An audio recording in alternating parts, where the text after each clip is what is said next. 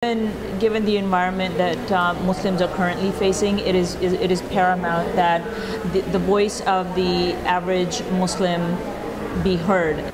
I do blame my own community for not being proactive. Reach out to your neighbors, talk to your neighbors, let them know who you are.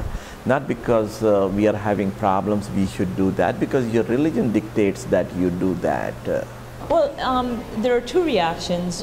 One would be people like me who want to get more involved and put their face out there and saying, look, I'm a Muslim, I'm not an extremist. I dispel what you're hearing about what Islam is. I'm not any of that.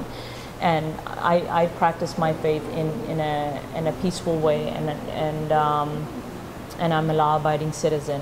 So that's one aspect. And then in the first generation immigrant communities, a lot of them come from countries in which there is a mistrust of government because there's corruption, and there's a mistrust of authority in general, including police and army and so on.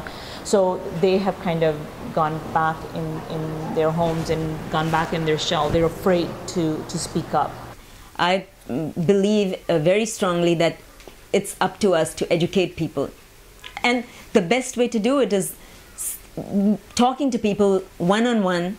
That is the best way, really, because then, people see that you're just like anybody else. And you want what anybody else wants for you, a stable family life. You want your kids to get an education. You want a peaceful family life. Nobody wants to live in fear or cause terror. The Quran teaches us that God will never change your status unless you work hard for it. So if you want the true image of Islam to come forward, then we are the ones who have to work at it. We are the ones who have to dispel the myths and misunderstandings and to drown out the voices of the extremists. So we have to learn how to speak louder and more frequently. Instead of people like me with an accent speaking out, let American-born Muslims and African Americans and white and Hispanic Muslims and our children do the talking, because it's now a war for heart and minds.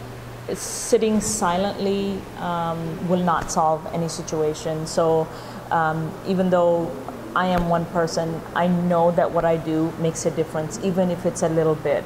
And I hope that I can inspire the next generation, the young people, to continue this fight, to not sit passively and let others define who you are and what you believe and what your religion is.